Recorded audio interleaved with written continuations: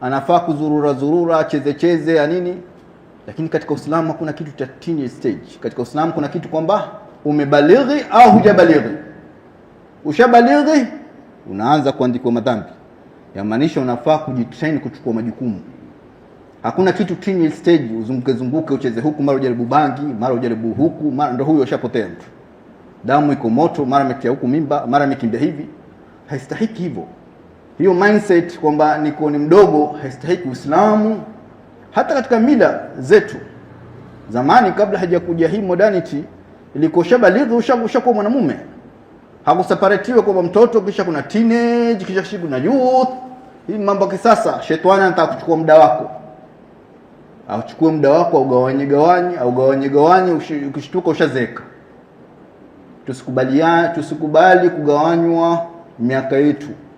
Wewe kujikisi ni kubalighi. Pale malaika atakapoanza kuandika dhambi zako, masulia mbele ya Allah ni masulia mbele ya jamii. Tumeelewa?